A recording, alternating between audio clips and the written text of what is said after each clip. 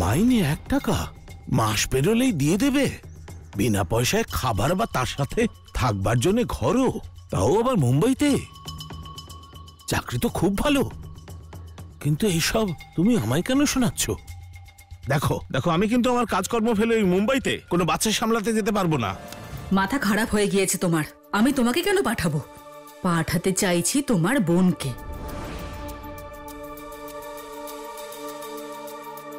মানে ওর মেয়েটার কি হবে? আর কুলকার্নি সরকারের চাকরি কে করবে? আর আমাদের বাড়ির কাজই বা কে করবে? ভুলে গেছো নাকি যখন নিজের হাতে তুমি বাড়ির কাজ করতে কি খারাপ অবস্থা হতো তোমার? তুমি অকারণেই চিন্তা করছো। আমি সবকিছু ভেবে রেখেছি। মুম্বাই যাবে তোমার বোন, আর ওর রোজগারের সব টাকা আমরা নেব। আর আমাকে সাহায্য বা কুলকার্নি সরকারের বাড়ির কাজের কথা যদি বলো, তাহলে তার জন্য তোমার ভাগ্নি আছে তো। দেখলে না, আজ বাড়ির সব কাজ একা করলো আর রান্নাও করেছে। দারুণ ভেবেছো তো। এটা যেন শুধু কথা হয়েই না থাকে। তাই তুমি এখনই যাও আর নন্দলাল বাবুর সঙ্গে পাকা কথা বলে এসো, না হলে এখানে কাজ করার লোকের অভাব নেই। কথা না হয় গিয়ে বললাম, কিন্তু সুলভা কি ওর মেয়ের থেকে আলাদা হবে? সেসব তুমি আমার উপর ছেড়ে দাও। তুমি যাও আর সব ব্যবস্থা করে এসো, যাও। আরে বাবা, যাচ্ছি তো।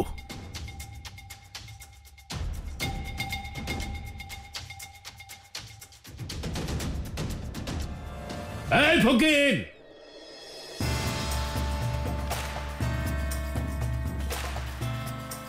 তুই নিজেকে যতটা চালাক ভাবিস ততটা চালাক নয়। সাগরেদের ধর্ম, রীতিনীতি সব ভুলে গেছিস তুই। তুই এইটুকুও জানিস না যে একজন সাগরেদ হওয়ার জন্য সে যা জিনিস পায় সবার আগে সেটা ওস্তাদকে এসে দেওয়া উচিত। আর ওস্তাদ হওয়ার জন্য তোকে তোর ভাগ আমি দেব। তোকে কি এটাও বলে দিতে হবে?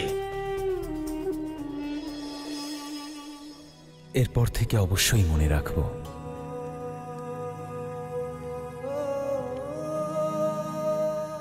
এই নিন।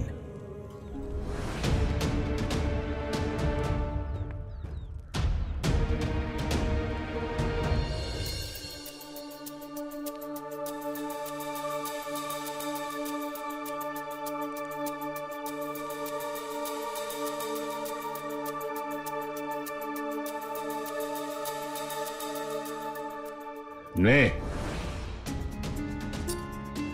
এই নে, এটা তুই খেয়ে নে।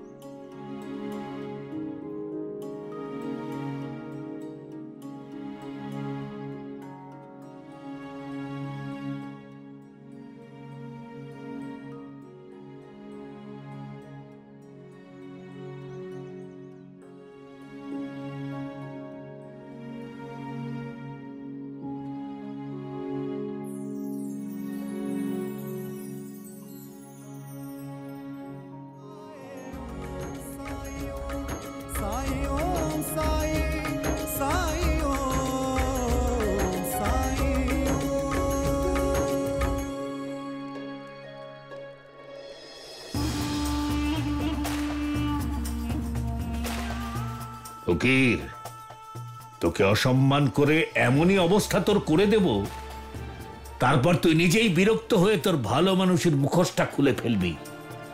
তখন সবাই তোর আসল মুখটা দেখতে পাবে, আর সেই দিনই আমার লক্ষ্য পূর্ণ হবে।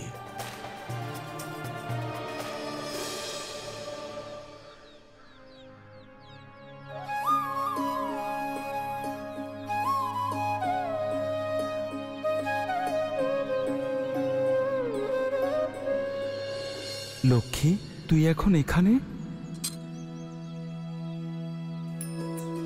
হ্যাঁ, আজকাল তুমি খুব ব্যস্ত থাকো, তাই তোমার সঙ্গে দেখা করতে আমি এখানে এসেছি। তুই এতদিন ছিলি কোথায়? এখানেই ছিলাম, কোথায় আবার যাব? তুমি আমার খোঁজ নেওয়ার সময় পাও না। আচ্ছা, কবে যাবে তোমার এই অযাচিত অতিথি? এভাবে বলতে নেই লক্ষ্মী, উনি আমার অতিথি। অতিথি দেব বাবা।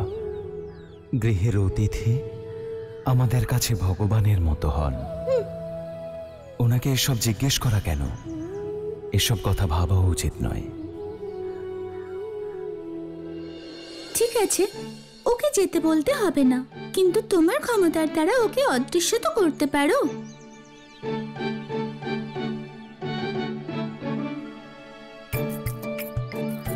অদৃশ্য করে দিলে তাকে আর দেখা যায় না বটে, কিন্তু সে তো ওখানেই থাকে।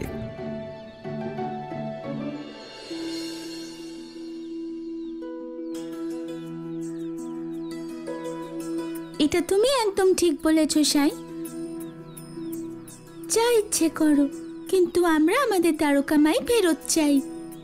আমি তো তোকে আগেও বলেছি লক্ষ্মী, যে দ্বারকামাই এখনো সকলেরই। সেখানে সকলকে স্বাগত। তোর যখন ইচ্ছে তুই আসতে পারিস। লক্ষ্মী, হ্যাঁ বলো।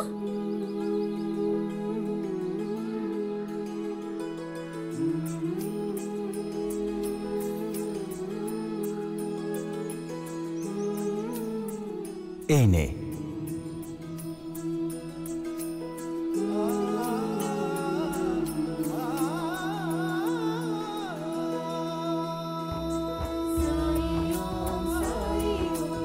এবার তো অন্তত একটু হাস।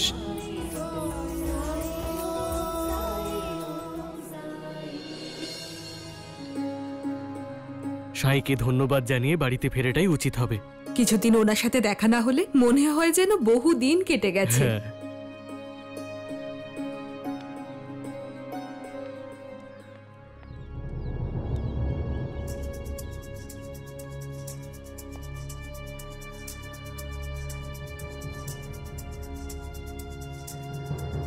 সালামু আলাইকুম।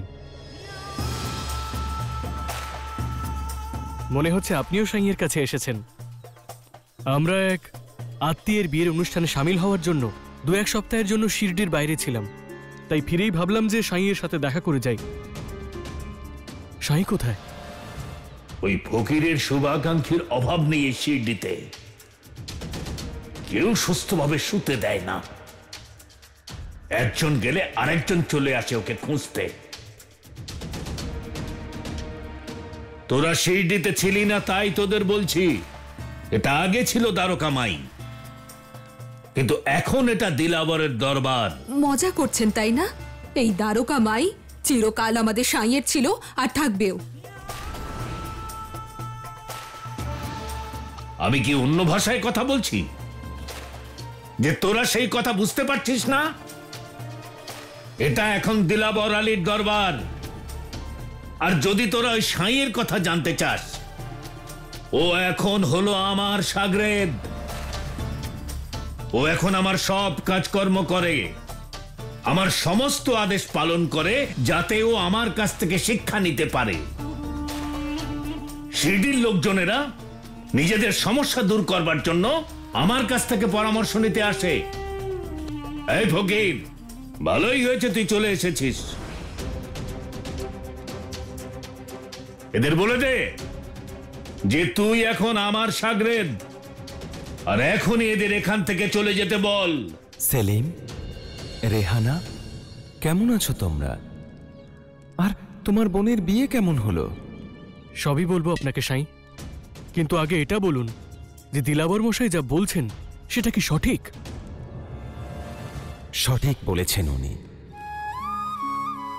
কিন্তু তোমাদের আমাকে নিয়ে চিন্তা করার কোনো কারণ নেই। আমি খুব ভালো আছি। তুমি বলো রেহানা, কেমন হলো বিয়ে? আপনার দোয়ায় সব ভালোভাবে কেটেছে সাই, কিন্তু জানি না কেন আমার মন বসছিল না ওখানে। কিছু একটা অভাব বোধ করছিলাম আমি। পরে গিয়ে বুঝলাম সেই অভাব আপনাকে দেখতে না পাওয়ার জন্য।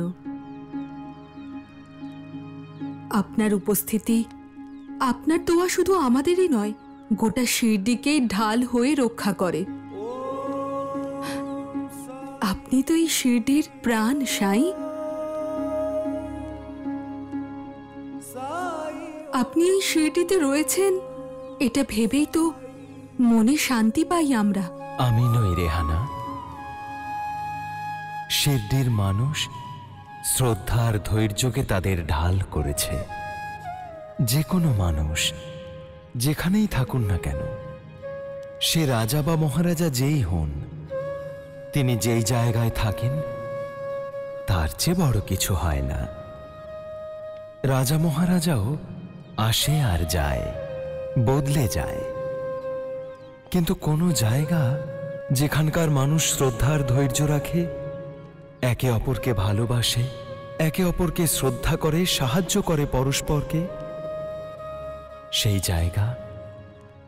জায়গা চিরকালই সমৃদ্ধ থাকবে। যেমন শিরডিও, সে আমি এখানে থাকি বা না থাকি।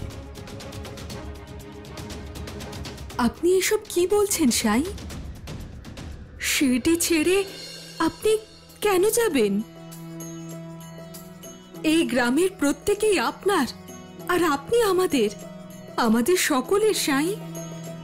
পৃথিবীর কোনো শক্তি আপনাকে আমাদের থেকে দূরে সরাতে পারবে না। এই ফকির, এখন কি শুধু কথা বলতেই থাকবি না কিছু কাজকর্ম করবি? হ্যাঁ, যা ঝাড়ু দে এখানে। এবার তোমরা যাও, অন্য কোনো দিন কথা বলবো, আমায় কাজ করতে হবে।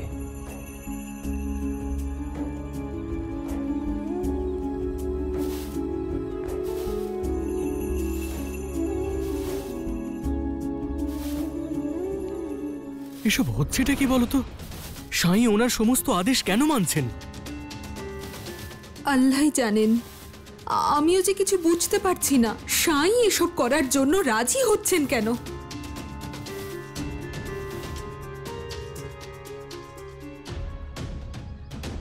তাহলে এই কথাই থাকলো। শুধু একটা কথা যেটা আমি প্রথম থেকেই বলে আসছি, ওকে একলা মুম্বাই যেতে হবে। আগে কোনো বাচ্চা টাচ্চা নেই তো আবার? আপনি তো শুধু শুধু চিন্তা করছেন সরকার।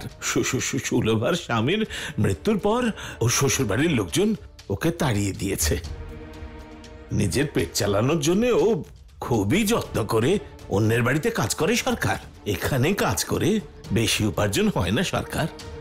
ও সেই জন্য এই কাজটা করে নিজের বার্ধক্যের জন্য অন্তত কিছু টাকা জমাতে পারবে বেচারি। ঠিক আছে, যখন এত করে বলছো তাহলে আমি নিজে ওকে আমার সঙ্গে মুম্বাই নিয়ে যাব। হ্যাঁ, আর একটা কথা, আগে এই হলো অগ্রিমের টাকা। অনেক ধন্যবাদ সরকার, বড় উপকার হলো।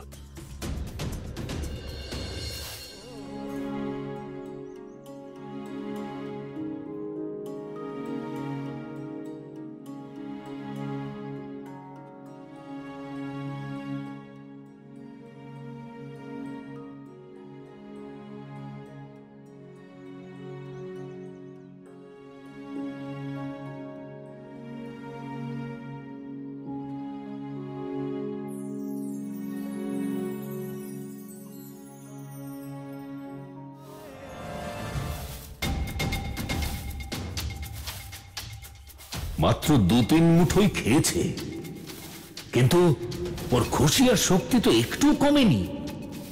ওকে আরো কঠিন পরিশ্রম করিয়ে ওর মনোবল ভেঙে দিতে হবে।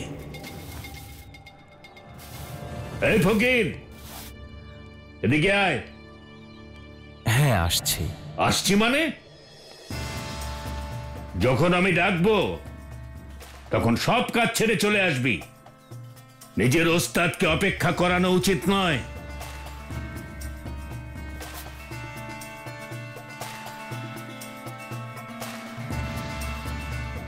বলুন। এটা তুই মানছিস তো যে এটা এখন আমার দরবার? হ্যাঁ। তাই তোর এটা মনে হচ্ছে না যেখানে সত্যি সত্যি দরবার বসা উচিত? শোন, এখন আমি শিরডির লোকেদের জীবনের কিছু কর্তব্য বোঝাবো, যাতে তোর মতো একজন সাধারণ শিরডির মানুষও আমার সঙ্গে থেকে কিছু জানতে পারে, কিছু শিখতে পারে। হ্যাঁ, নিশ্চয়ই। আপনার কাছ থেকে শেখা তো শিরডির জন্য সত্যিই গর্বের ব্যাপার। খুব ভালো বলেছিস তুই। তাই এক্ষুনি তুই এক এক করে শিরডির সব বাড়িতে যা আর সবাইকে ডেকে নিয়ে আয়।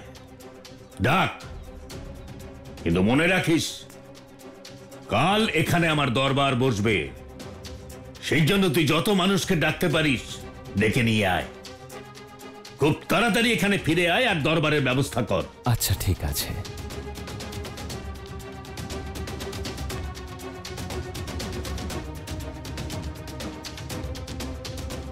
আর শোন ফকির, তুই আমার কাজের জন্য যাচ্ছিস, সেই জন্য তুই কারোর কাছ থেকে ভিক্ষা নিতে পারবি না।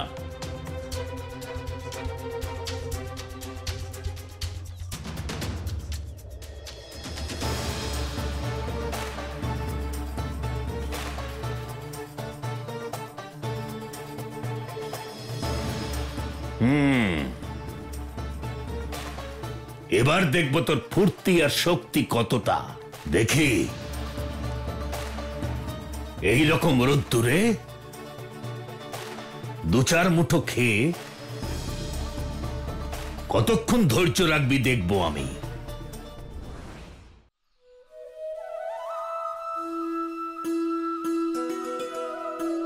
আসুন আসুন সাই, আমি তো আপনার অপেক্ষাতেই ছিলাম।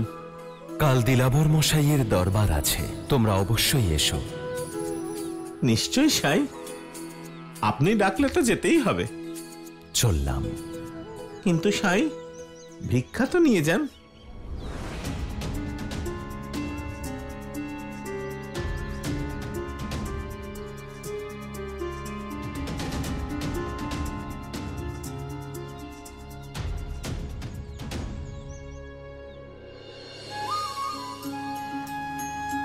আপনারা সকলে আপনাদের পরিবারকে সঙ্গে নিয়ে আসবেন। আমার বিশ্বাস আপনাদের সকলেরই খুব ভালো লাগবে। আচ্ছা সাই। আর যাদেরকে তোমরা চেনো তাদেরকেও নিয়ে এসো।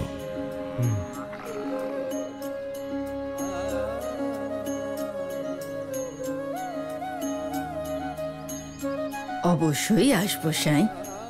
আপনি নিশ্চয়ই খুব ক্লান্ত, একটু বিশ্রাম নিয়ে কিছু খেয়ে নিন, তারপর যাবেন। এখন অনেক লোককে আমন্ত্রণ জানাতে হবে আর সময়ও কম। চললাম। তোমরা সকলে অবশ্যই আসবে।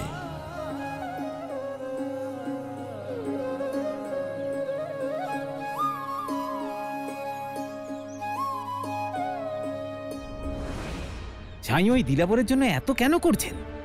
জানো তো সাই, অকারণে কোনো কিছুই করেন না কখনোই। এবারেও নিশ্চয়ই কোনো কারণ আছে, সময় হলেই নিশ্চয়ই বুঝতে পারবো আমরা।